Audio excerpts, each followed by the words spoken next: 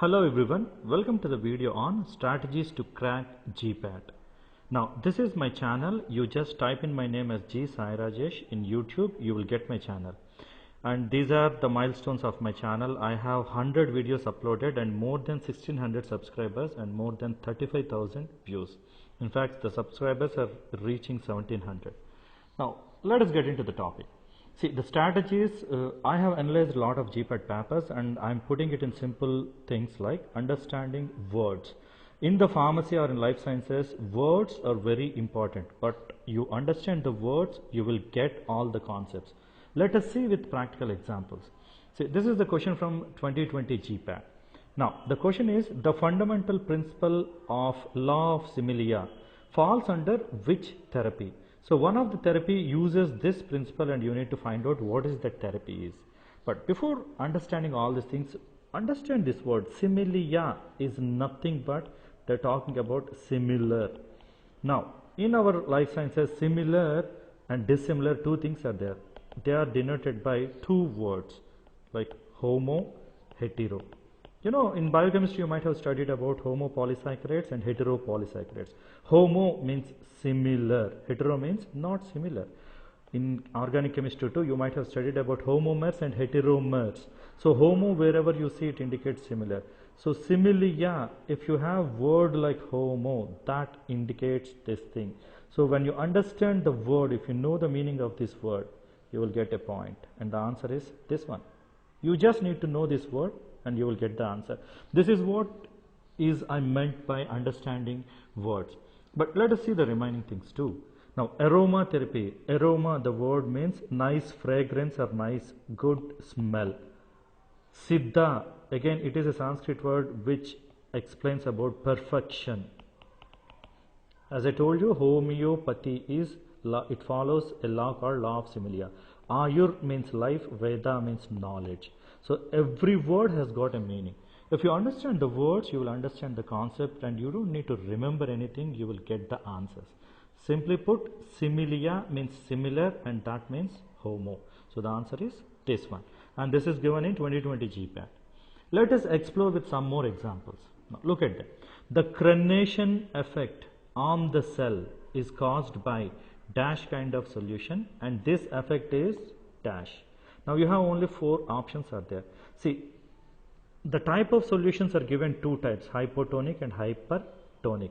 Hypotonic and hypertonic, two types of solution. And the effect is either reversible or irreversible. But before answering this question, again you need to understand what does this word means, crenation.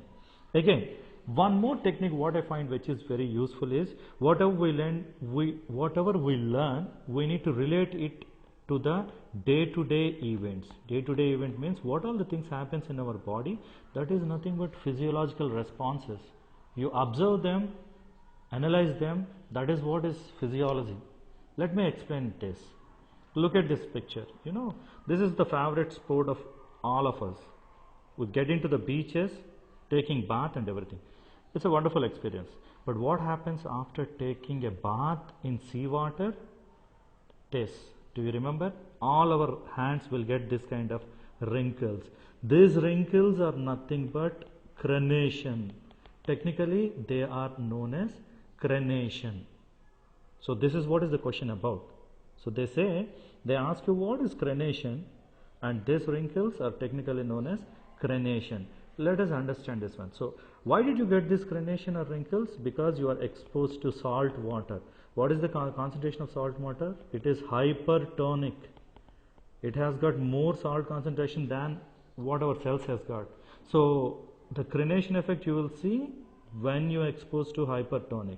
Now these wrinkles will be there for permanent? No. After some time you will get back your normal thing. What do you mean by that? The effect is reversible. So what is the question about? Crenation you will see in hypertonic solution and the effect is reversible. That's it. Where do you find that option? Hypertonic, reversible. If you just look at the options, all of them will be confusing. But when you understand this word, what do you mean by crenation? You will get it very easily. That's why I'm telling you, you need to relate such kind of things with whatever you read. Then you don't forget. I hope this thing is clear. Let's explore one more example. The other example is See, which of the following is example of invert sugar? Now, the moment you see sugar, most of the students know sugar is nothing but sucrose, right? Sucrose is a disaccharide, right? It's a disaccharide, and it is a common thing which we use in our kitchen. But the moment you read invert sugar, most of the students will get a doubt. What do you mean by this? Let us understand why it is called as invert sugar and what is there with it. Now see, this is what is sucrose solution. Now let us understand this thing. See, sucrose is this one, a disaccharide which is made up of a glucose and fructose. Now when the sucrose is dissolved in water in presence of temperature, you will get sucrose solution, and this is what is this one is. This solution is the sucrose is dissolved in water in presence of heat, and you will get this solution. This solution is known as invert sugar. Now why? You need to understand this. See, sucrose is a disaccharide, but when it is dissolved in water, you get two monosaccharides. Both of them are hydrolyzed. This glycosidic bond is cleaved and you will get glucose and fructose, which are monosaccharides. But why it is called as invert sugar? In order to understand this, you need to understand optical isomerism. Sucrose is a dextrorotatory. That means it rotates the plane polarized light to the right side. Whereas the solution, which is combination of monosaccharide of glucose and fructose, is levorotatory. It means it rotates the plane polarized to left side. So dextro of sucrose is changing to levo. So there is an inversion of optical activity, hence it is known as invert sugar. So inversion is nothing but, the technical term indicates the optical activity is inversed. That is the reason why it is called as invert sugar. But chemically it is sugar solution dissolved in water. So example for invert sugar means it is nothing but sucrose. When you understand why it is called as invert sugar, then you don't get any doubt. Otherwise you will get confused. People know what is sugar is, but students will get doubt when they see invert sugar is. You know, lactose is also disaccharide, which you will see in milk. It is a combination of glucose and galactose.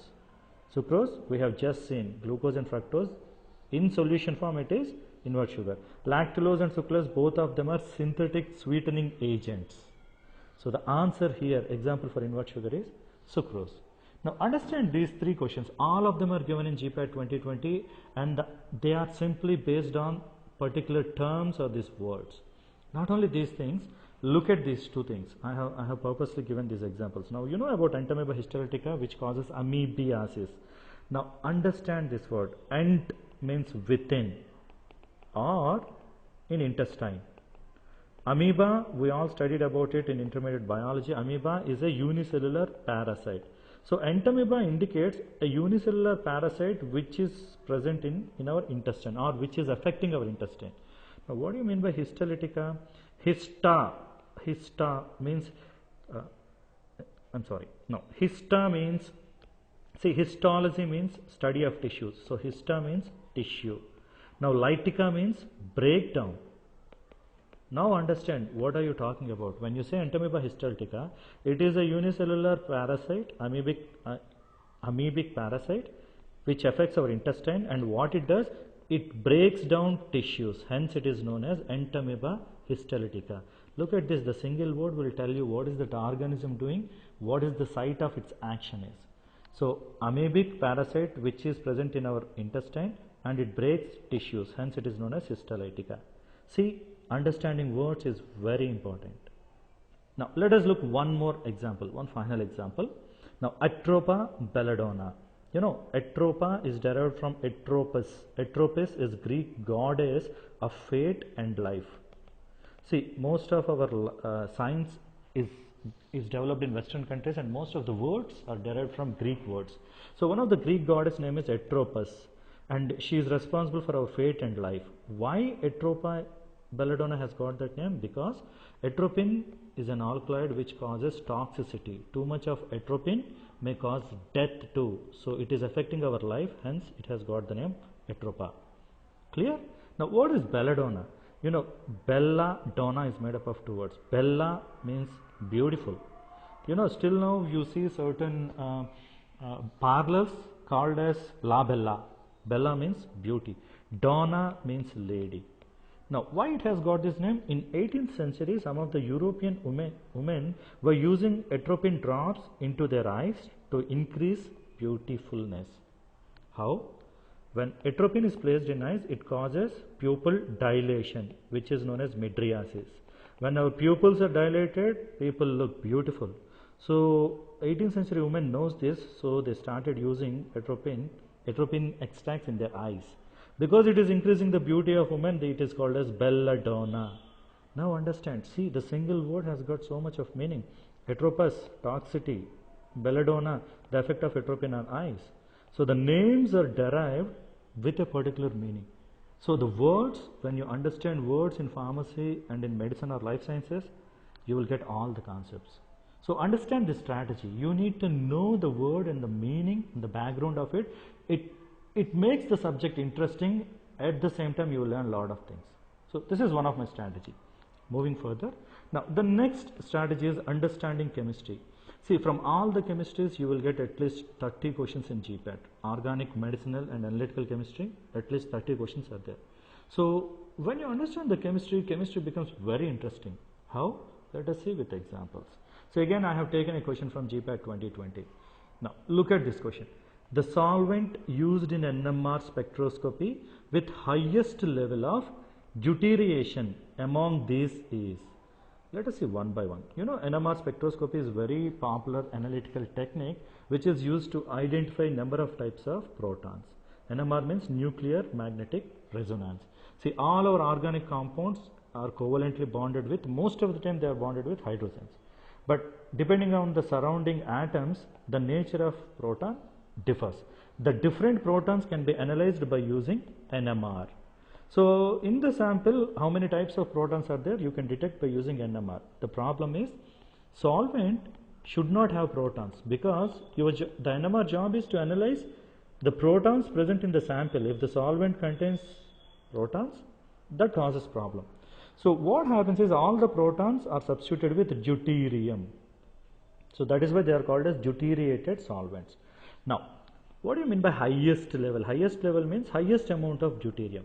That is what the question means. So you, out of these solvents, you need to find out a solvent which has got highest number of deuterium.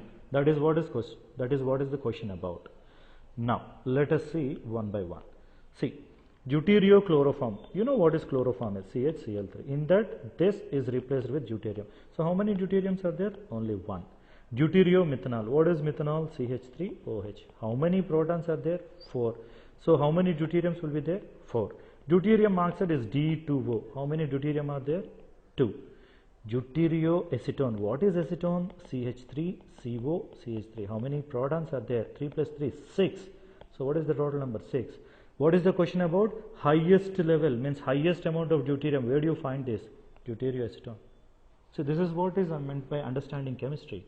Very simple. NMR is about protons. So solvent in proton is replaced with deuterium. Highest amount of deuterium is there with this one. You know, see, all of them are simple chemistry structures. You know them, you will get this answer. So chemistry is simple and interesting if you understand chemistry. Let us move on to another question and analyze it. See, this question is again from GPAT 2020, and this one is very important thing. See, which of the following is anti-aromatic? We have studied a lot about aromaticity, a very important topic, right? Along with that, you need to understand what is anti-aromatic is. Let us understand both of them one by one. Now, aromatic compounds, the biggest thing, the important thing with aromatic compounds is they are unusually stable compounds. You see, benzene is very stable one. Now, in order to be aromatic, it has to follow certain rules. First one, the compound should be a cyclic compound. You know, benzene, a cyclic compound. It should have conjugated bonds. What do you mean by conjugated bonds? Look at benzene. What do you have in benzene? A double bond, single bond, and then a double bond, a single bond, double bond, a single bond. So, a double bond, after that you will see a single bond, and then double bond, and then single bond. This is called as conjugated double bonds. This is the example. Now, the third rule. This is known as Huckel rule. According to Huckel scientist, he realized all the aromatic compounds has got 4n plus 2 pi electrons. Now, n is an integer, Let us see it. N is an integer. If N is 1, what happens? 4 into 1 plus 2. How many it will be? 6. So compound should have 6 pi electrons, not just 6. If N is 2, what happens? 4 into 2 plus 2, 10 electrons. So either it has to have 6 pi electrons or 10 pi electrons, or N will be changing like that. Let us see the simple example of this one. If N equal to 1, it should have 6 pi electrons. Look at benzene. Benzene is an aromatic compound. Each pi bond is made up of 2 pi electrons. So this is 2, this is 2, this is 2. How many electrons? 6 electrons. According to Huckel rule, it satisfies 6 electrons. Now the final rule is the molecule is to be flat. Flat is nothing but planar. If the molecule is in one plane, it is called as planar. So these are the rules to be aromatic. It has to be cyclic, it should have conjugated double bonds, 4n plus 2 pi electrons should be there, and it has to be planar. This will qualify for aromatic compound. Now, what is anti-aromatic compound? Look at them. Anti-aromatics are unusually stable, not like aromatic. Aromatics are very stable, but these are very unusual. What is causing that instability? See, they are very similar to aromatic, like they are also cyclic, they also have conjugated bonds. The difference comes here. They have only 4n pi electrons, not 4n plus 2.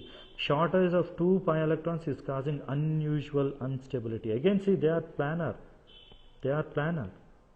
Look at this example. Cyclobutadiene. 2 pi bonds. These are 2 electrons, these are 2 electrons. How many electrons are there? 4. If n equal to 1, it becomes only 4 electrons. And this is what happens. So what is the difference between these two? Everything is similar, only difference comes here. Aromatic and anti-aromatic. And the short of 2 electrons is what is causing unusual instability. Let us see the question. So which of the following is anti-aromatic? Now, we have seen all the rules are same. The difference comes with pi electrons. If 4n plus 2 pi electrons are there, it is aromatic. If 4n electrons are there, it is anti-aromatic. Anti-aromatic. So our job is to find a cycle which has got only 4n electrons. Look at this one. A double bond, 1, 2, 3, 4, 5, 6. So 6 electrons are there, so this one is aromatic. Now here, 1, 2, 3, 4. See, this is a pair of electrons, so totally here also 6 electrons are there. This is aromatic. This is a benzene one, 1, 2, 3, 4, 5, 6, 6 electrons are there. Fine. Now, what do you have here? 1, 2, 3, 4. A positive charge means no electrons. It has got 4 electrons, so this is what is anti-aromatic compound is. See, the concept is you need to understand what is aromatic, what is anti-aromatic, then it becomes very clear. Again, this is asked in GPAT 2020. Now, let us see a final example which is very important. Again, this question is asked in 2019 as well as in 2020. See, the question pattern is different in 2019, but the concept is the same. Now, look at this. Product of the following reaction. This is the starting material, a ketone, a cyclic ketone, and then this is hydrazine and this is base. This is a very popular named reaction known as Wolff-Kishner reduction. Let us understand the two popular types of reductions. See, as I told you, this one is Wolff-Kishner reduction. The starting material is a cyclic ketone. It happens in presence of hydrazine and a base. What happens? Reduction means removing these oxygens and adding hydrogens, and you will get this compound. Similar kind of reaction is there which is known as Clemmensen's reduction. See, the starting materials are same, the final product is same. What is different? Reagents and condition, reaction media conditions. What is this reagent? Zinc amalgam. More important thing is the reaction condition. This is acidic media, whereas here this is basic media. Now see, so the reaction can be carried out, the reduction can be carried out in basic media, and this is known as Wolff-Kishner. The reduction can be carried out in acidic media, and this is known as Clemmensen's reduction. Why this is important? Because some of the starting materials are very sensitive to base media. Then what do? They follow the reduction in presence of acids. It becomes Clemmensen's reductions. And some of the starting materials may be sensitive to acidic media, then they will use basic conditions. This is the significance of reduction. So see, in GPAT syllabus we have around 10 named reactions are there. For all of them, what you need to understand and remember is what is the starting material, what is the final product, what are the reagents, what are the reaction conditions. Only these 4 things are important. You know them, you can answer anything. Getting back to the question. So this question is about reduction. See, the conditions are hydrogen and base. What happens? This one will get reduced and you will get this one. The name is Wolff-Kishner reduction. On the same concept, there are 2. See, this one is from GPAT 2020, but in GPAT 19, the same concept is tested with a different wording in the question. So this is the answer. So this is what I say, understanding chemistry. When you understand the concepts, it becomes easier for you to do really well in GPAT. Let's move on to another strategy. Now, this strategy, I call it as understanding concepts and principles. 2 similar kinds of principles are tested again in GPAT 2020. The first one is, what is the principle of liquid-liquid extraction? Let us understand basic things. Let's say you have a mixture of a compound which contains, let's say, two different molecules. One is hydrophilic. That means hydrophilic means it is soluble in water. Another one is lipophilic. Lipophilic means it is soluble in lipid layer or aromatic layer.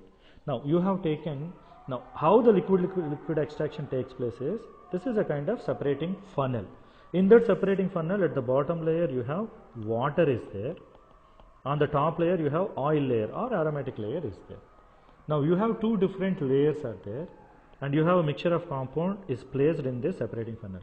What happens then? Whatever the hydrophilic molecules are there, they will move into this aqueous layer, and whatever the lipophilic molecules are there, they stay in this oil layer. So this process of getting separated is known as partition. You know, we have partition coefficient too. So what is the principle? The principle is partition. When the knob is opened, you will collect water layer, and water layer will be having the hydrophilic molecules here. So what has happened? You have successfully separated from this mixture, you have separated hydrophilic molecules and lipophilic molecules by using these 2 different solvents. So this is what is known as partition. So you need to understand the principle. If you understand the principle, you will never forget about it and you can easily write this answer. On the similar thing, there is one more question is there. Look at that. See, this is also from GPAT 2020. The same question paper has got 2 questions on similar kind. But this one, the principle of gas liquid chromatography is, again, you need to understand a little bit about gas liquid chromatography is. So in such kind of chromatographies, you have 2 different phases are there, mobile phase and stationary phase. Mobile means it will be moving. Now what happens is, the sample, again you take 2 different kinds of mixture in which you have hydrophilic molecules are there as well as lipophilic molecules are there. Now the sample is converted into gas, vaporized, and this sample mixture is moved along with a carrier gas. See, the molecules are carried by a particular gas, hence it is known as carrier gas. Because the gas will be moving through this column, it is known as mobile phase because it is moving. So it takes both the samples, you have both the components are there and they will be moving across this column. Now what do you have in this column? Column is known as stationary phase. Now in this stationary phase, a liquid is adsorbed onto a solid support. So this is what is liquid is. The liquid is adsorbed onto this solid support. So when the gas is carrying these 2 types of molecules, the hydrophilic molecules will get absorbed on this liquid because liquid is hydra, water. Whereas lipophilic one will be just moving as such. It cannot get absorbed, it will be moving it. So what is happening here essentially, again, the lipophilic one is just moving, whereas hydrophilic one is adsorbed onto the surface of this stationary phase. What is happening? They are getting partitioned. So again, what is the principle here? Partition. So understanding principles and concepts is very important. Both of them are testing on the same kind of principle, and the principle is partition. Right? Let us see another technique. So this is very important one, avoiding traps. See, all these are traps. If you avoid this trap, then you will get the prize. If you fall prey to this trap, you will get all the negatives. You know, in GPAT, every positive will give you 4 points, whereas every negative will give you -1. So if you answer a question, if you answer wrongly, what happens? you will be losing that 4 marks. Along with that, you will get a -1. So totally you are losing -5 points. This is important thing, my dear students. Remember this thing. Now let us see this one. So this is my favorite question, in fact. See, which of the following statement is correct about cotrimoxazole is a combination of trimethoprim and sulfamethoxazole. So this combination is effectively used to inhibit folic acid synthesis in bacteria, hence it is a very good antibacterial agent. This question is GPAT 2020. You need to find out among the 4 which one is correct one is. Let us see one by one. See, the most effective ratio of trimethoprim and sulfamethoxazole in plasma is 20:1. See, the textbooks talk about this, but the ratio is not 20:1, it is 1:20. That means trimethoprim will be 1 fraction, sulfamethoxazole will be in 20 fraction. But what has given in the answer? The ratio is inverse. If you don't understand exactly the ratio, you will fall trap for this and you will choose this answer. No, this is wrong.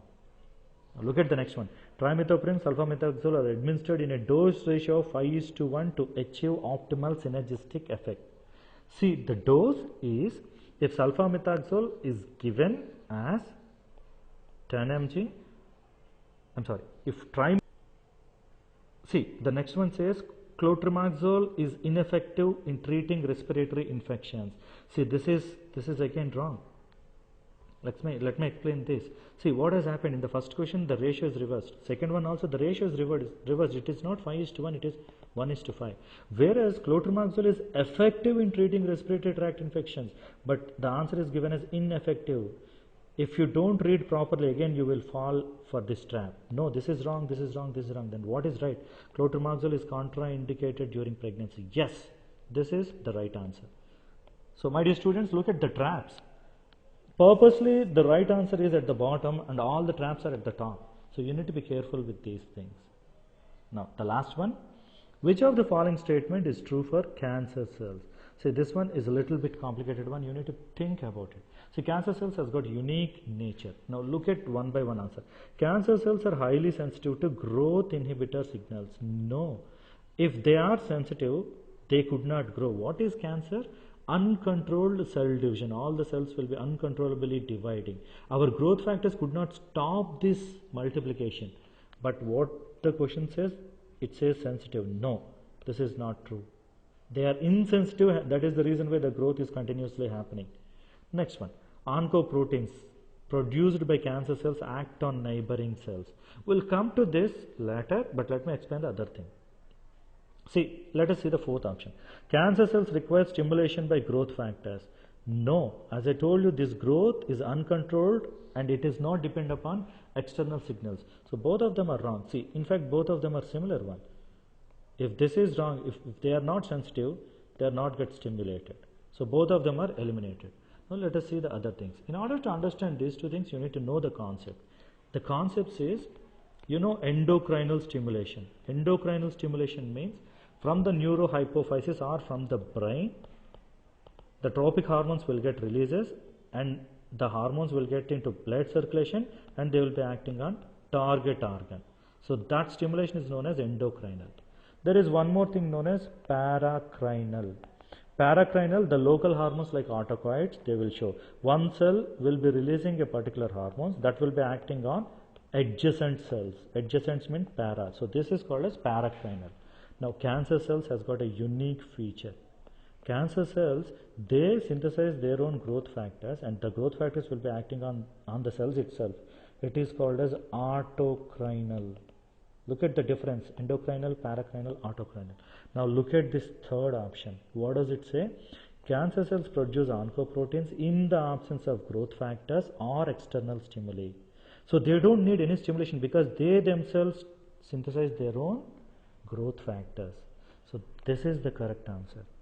What is the second one? I told you I'll come back to it. What is this? Oncoproteins produced by cancer cells act on neighboring cells. No, it acts on itself only. That is the reason why it undergoes continuous multiplication. So see, if you don't understand properly, you will get trapped with these options. But the right option is this one. I hope you understand this one. Now, so these are all the techniques and the conclusion is, sorry about this, the conclusion, what I want to conclude is, understand these things. So you need to prepare your own diagrams and your own notes. The reason why I say diagrams is human mind can easily understand diagrams and pictures. You make your own diagram of concept, you remember it for a longer period of time. Relate with the real world. We read about our own body and we read about diseases. If you connect and relate with that, you don't forget anything. Think, analyze and discuss with your friends. All the best, my dear students. Once again, thank you for watching this video.